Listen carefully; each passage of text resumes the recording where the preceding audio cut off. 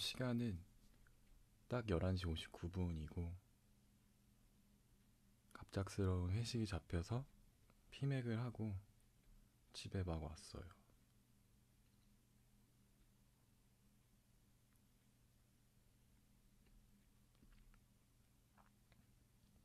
오늘은 불편한 사람과 편하게 대화하는 법이라는 책을 가지고 왔는데요. 지은 사람은 고니시 미호, 옮기신 분은 김윤경, 출판사는 비즈니스 북스. 부제가 누구와 이야기해도 분위기가 좋아지는 호감형 말하기 기술이에요. 일본 아마존 베스트셀러 1위라고 돼 있어서 그래서 샀나 왜 샀는지 모르겠는데 집에 있어요.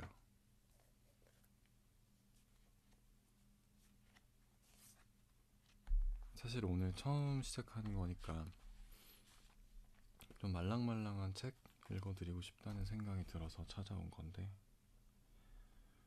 어떻게 될지는 나도 잘 모르겠다. 그래서 일단은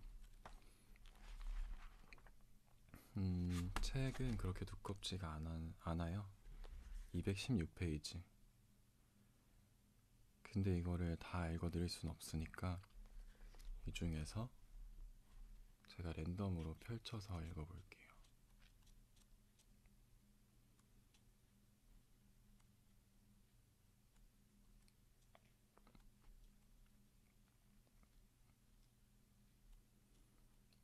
됐다. 챕터 이름은 어색해진 분위기를 풀어주는 나만의 베스트 3.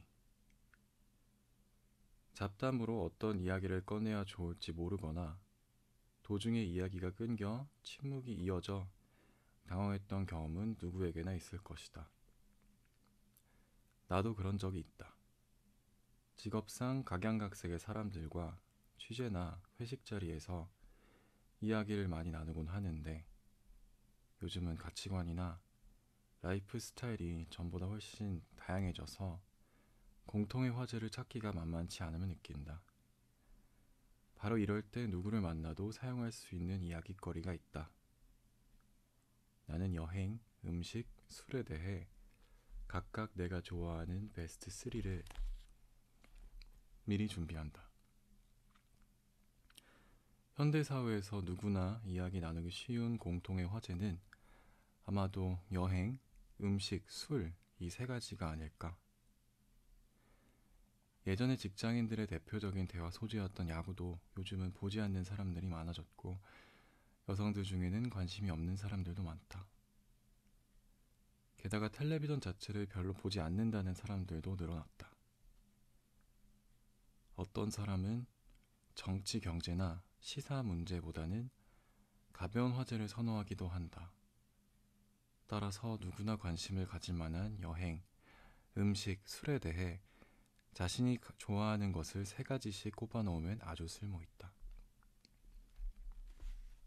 첫째, 지금까지 갔던 곳 중에서 기억에 남는 여행지 3곳. 둘째, 맛있는 음식점 3곳. 셋째, 좋아하는 술 3가지.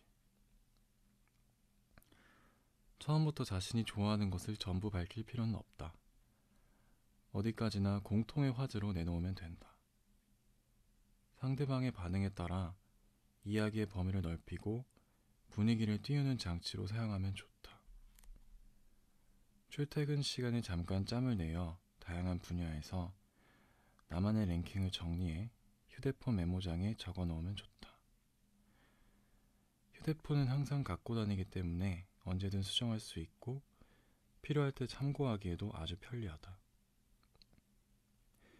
내 비장의 무기를 한 가지 소개하자면 나는 약간 마음을 터놓은 사람과는 최후의 만찬으로 뭐가 좋을까라는 주제로 이야기를 좋아한다.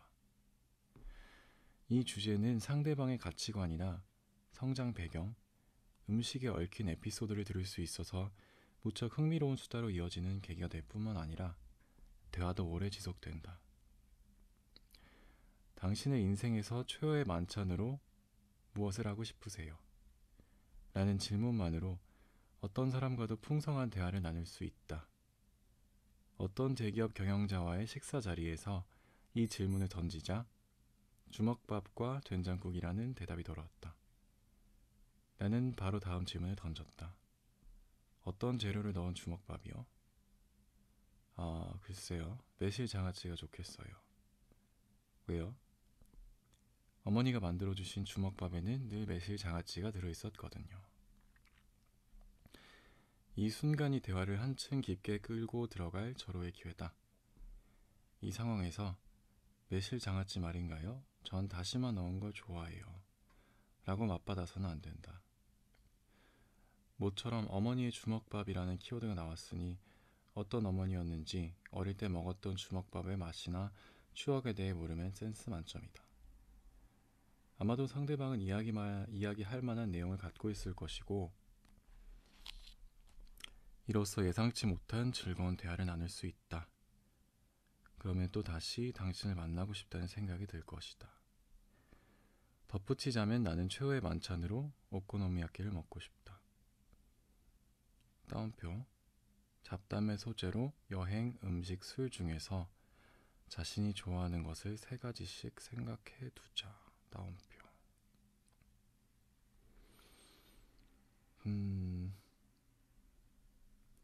이 책을 쓰신 분이 무슨 유명한 프로에 인터뷰를 하는 사람인가 봐요.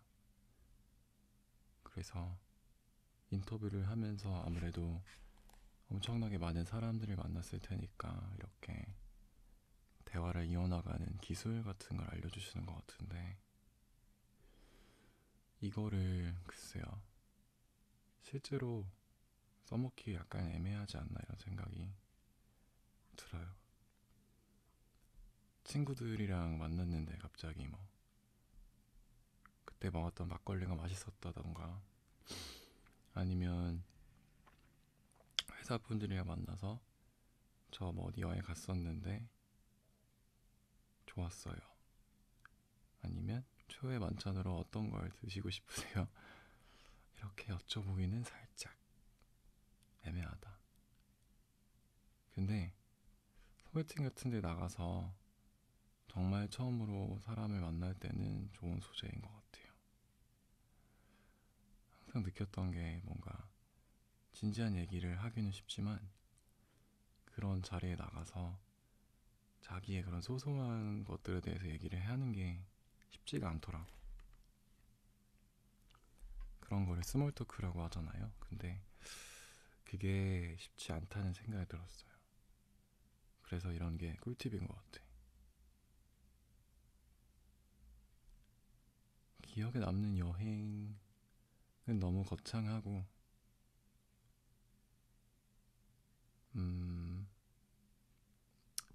아니다. 저도 있긴 하네요. 친구들이랑 일본에 갔었는데 고등학교 동창들이랑 도쿄랑 오사카를 갔어요. 근데 아시는 분들은 아시겠지만 도쿄는 일본의 서울 같은 느낌이어서 굉장히 번화하고 놀거리도 많고 맛있는 음식도 많고 그렇잖아요. 오사카는 반대로 굉장히 유서 깊고 신사들도 굉장히 많고 뭔가 그런 전통이 살아있는 도시 이런 느낌이어서 굉장히 느낌이 달랐어요.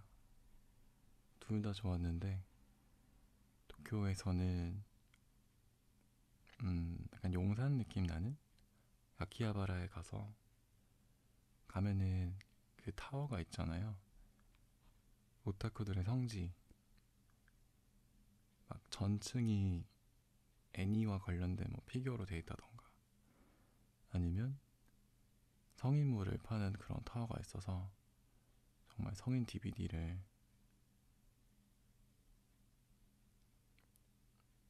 넷플릭스 이상으로 아마 DV가 있지 않을까.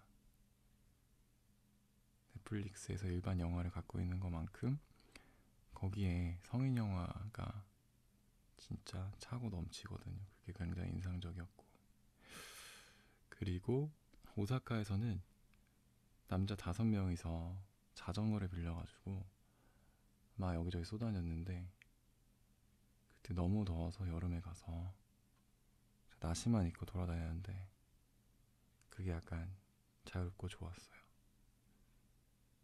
친구가 거기 사는 친구가 있어서 밤에는 걔네 집에 가서 불고기 같은 거, 야끼니쿠 이런 거 해 먹으면서 그때 뭘 봤지? 짱구 애니메이션 극장판을 봤었는데 생각해보면 진짜 대학생처럼 놀았구나 이런 생각이 든다. 음식이랑 술은 제가 그렇게 막 좋아하는 편이 아니라서 잘 모르겠네요. 근데 이거를 좀 생각해 놔야 될 것 같아요. 누가 막 뭐 좋아하세요? 어떤 음식 좋아하세요? 이러면 대답을 할 수가 있어야 되는데 근데 그냥 웬만하면 다 잘 먹고 매운 거 빼고 그런 상황이라서 이렇게 얘기를 하면 대화가 진전이 안 되니까 그런 생각이 드네요. 그러면 하나 더 읽어야겠다.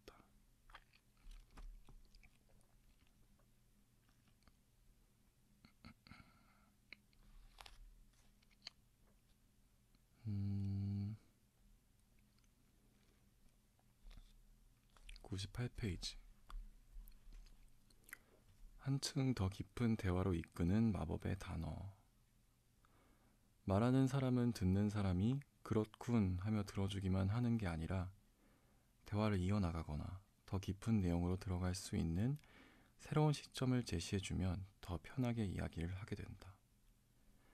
즉, 듣는 사람이 대화를 리드하면 자기도 모르게 의지하는 경우가 있다. 이렇게 듣는 사람 입장에서 더 깊은 대화를 이끌거나 새롭게 화제를 바꾸고 싶을 때 사용할 수 있는 단어가 원래다. 원래 귀사의 이름은 어떻게 지으신 건가요? 원래 이 사업을 시작한 계기는 무엇이었나요? 원래 이 기획을 어떻게 시작하셨나요? 원래로 시작하는 질문은 상대방에게 지금의 이야기에서 좀 더 깊이 들어가 말해주세요 라는 적극적인 메시지를 전달한다. 더 깊이 있고 본질적인 이야기를 끄집어내는 질문이다. 새삼스럽게 꺼내기 어려운 질문이라도 원래를 붙이면 자연스럽게 물을 수 있다. 또한 이야기가 너무 어려워져 처음의 핵심으로 돌아가고 싶을 때도 사용할 수 있다. 요컨대 원래는 이야기를 더 깊이 파고들고 싶을 때나 궤도를 수정하고 싶을 때 아주 쓸모있는 단어다. 정말로 편리해서 나 역시 방송에서 하루에 한 번은 이 단어를 사용할 정도다. 원래를 넣어 질문을 하면 게스트들은 예외 없이 아, 그게 좋겠네요. 거기부터 이야기하죠 하며 흔쾌히 받아준다. 이는 당신의 이야기를 확실히 이해하고 싶어요 라는 진지한 바람을 전달하는 메시지이기 때문이다. 실제로 상대방의 이야기를 더 듣고 싶거나 궁금한 점이 없으면 절대 입에서 나오지 않는 단어이기 때문에 상대방도 진지하게 받아서 이야기를 하지 않을 수가 없다. 그리고 원래는 말이죠 하고 대답을 시작한 상대는 다시 처음부터 이야기를 정리함으로써 생각이 체계화되고 새로운 각도에서 사물을 보게 되는 장점이 있다. 내 이야기를 열심히 들어주어 나도 새로운 관점을 발견했다고 생각이 느낀다면 대화의 만족도는 훨씬 높아지고 반드시 다시 만나고 싶어 할 것이다. 더 깊이 있는 이야기를 하고 싶거나 궤도를 수정하고 싶을 때는 원래라는 말을 사용해라.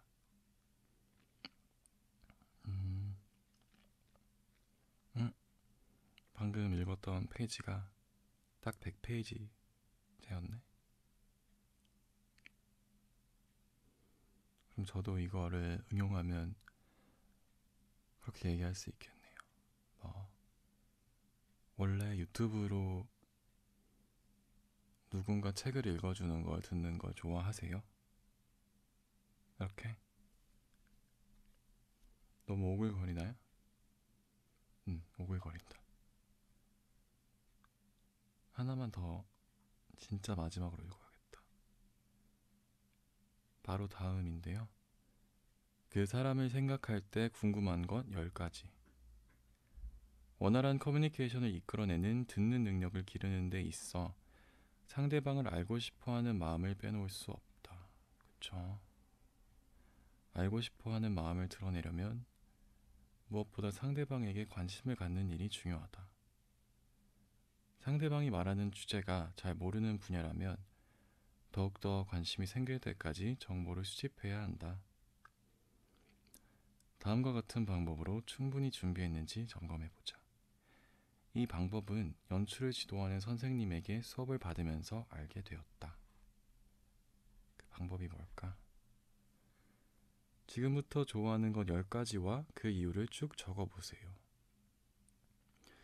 나눠받은 A4 용지에는 1부터 10가지의 번호가 적혀 있었고 좋아하는 것과 그 이유를 적는 칸이 그려져 있었다. 주어진 시간은 5분 정도였다. 나는 부엌, 요리를 하고 있으면 잡념이 모두 사라지므로. 고양이, 고양이의 귀여운 동작에 힐링이 되므로. 오코노미야끼, 소울푸드이므로 등 종이에 좋아하는 것들을 써나가기 시작했는데 9번째에서 펜이 탁 멈추고 말았다. 더 이상은 좋아하는 것이 떠오르지 않았다. 결국 더 쓰지 못한 채 시간이 종료되었고 9번과 10번은 빈칸으로 남겨두고 제출했다. 선생은 이 수업의 의미를 설명해 주었다. 방송인이라면 무엇을 좋아하고 싫어하는지 10개 정도는 막힘없이 쭉 말할 수 있어야 해요. 내 직업은 주변에 대한 내 직업은 주변에 대한 의식의 폭과 즉흥성이 요구된다. 따라서 평소에 편식하지 말고 모든 것에 관심을 갖고 대하는 것이 중요하다. 이후 나는 이 교훈을 인터뷰에 활용하기 위해 게스트를 맞이하기 전 손가락을 꼽아가면서 10가지 질문을 미리 말해본다. 자료를 보지 않고도 술술 질문이 나오는지 스스로 확인하는 것이다. 주제가 자신 없는 분야일 때는 10가지 질문이 척척 나오지 않았던 적도 여러 번 있다.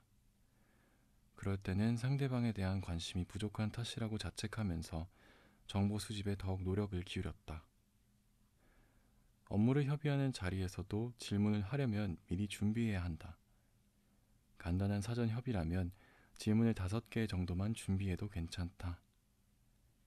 메모를 보지 않고 온전히 자신의 말로 막힘없이 말할 수 있을 때까지 연습한 후에 실전에 들어가자. 따옴표. 상대에게 관심을 갖고 만나기 전에 10가지 질문을 준비하라. 따옴표.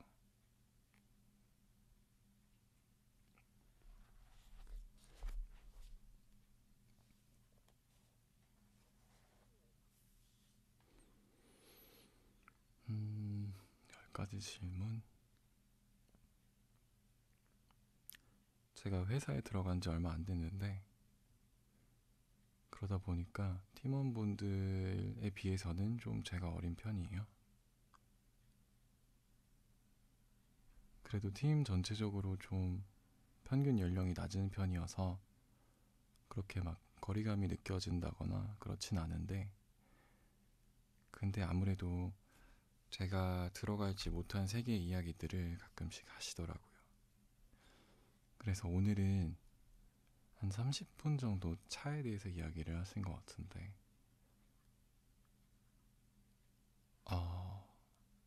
그렇게 외제차들을 다 끌고 다니시더라고요. 저는 외제차는 다 비싼 줄 알았는데 물론 비싸겠지만 그래도 외제차를 다 끌고 다니셔서 그분들의 드림카가 뭔지 겨울에 이제 눈이나 비가 많이 오면 위험하잖아요, 도로가. 그래서 뭐 체인을 감아야 되는지 뭐 사륜구동이 어떻고 뭐 벤츠와 아우디 또 뭐죠? BMW 어떤 차이가 있는지 뭐가 덜 위험한지 이런 얘기들도 하시고 그런 게 저는 한마디도 안 하고 그냥 듣고만 있었는데도 재밌더라고요. 원래 그렇게 어른들이 되면 이야기를 잘하게 되나? 전 아무래도 들어주는 편이다 보니까 그렇게 막 이야기를 리드하거나 이런 건 자신이 없는데 말씀들을 굉장히 잘 하시더라고요.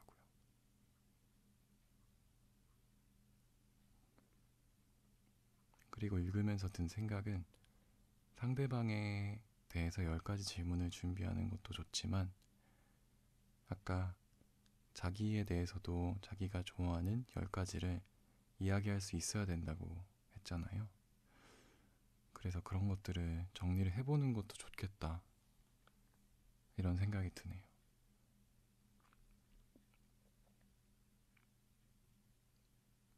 난 뭐 좋아하지? 요즘 그 일러스트레이터를 혼자 유튜브를 보면서 배우고 있는데 생각을 해보니까 어렸을 때는 저도 그림 그리는 걸 좋아했던 것 같아요. 지금은 전혀 상관없는 일을 하고 있고 뭐 학교도 전혀 상관없는 학과를 나왔고 그림을 그려본 지도 정말 오래됐지만 옛날에는 막 디지몬 같은 거를 그려가면은 이런 거 대고 그린 거 아니냐 교생쌤이 다시 해오라고 해가지고 당황스럽지만 약간 기분 좋았던 그런 기억도 있고 아직도 그 디지몬이 생각나. 그게 메탈 그레이몬이었어. 아구몬이 막 진화하면 되는 그 디지몬이 있잖아요.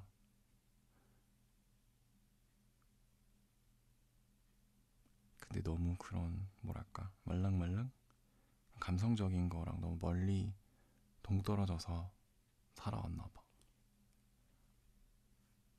이제는 타블렛을 제가 최근에 샀어요. 일러스트레이터 공부를 하면서 주변 친구들한테 물어봤을 때 이거 어떻게 그려 하고 물어봤을 때 아 이거 타블렛으로 그린 것 같은데 이거 마우스로 그린 거 아닌 것 같은데 이런 얘기들을 너무 많이 들어서 아 그러면 나도 타블렛을 하나를 사자.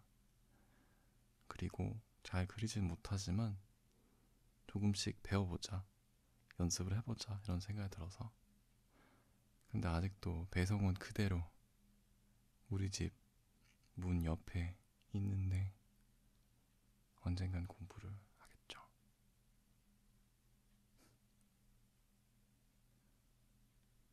이 영상 자체가 잠이 안 오는 날에 들으면서 주무실 수 있는 그런 영상이어서 좀 영상 길이가 길었으면 좋겠다는 생각을 했거든요. 근데 지금 녹음을 한 지 벌써 23분 정도? 24분이 지나고 있어서 이 정도면 이 나긋나긋한 지루한 목소리를 들으시면서 잘 수 있겠다. 이런 생각이 드네요. 그래서 오늘은 가야겠다.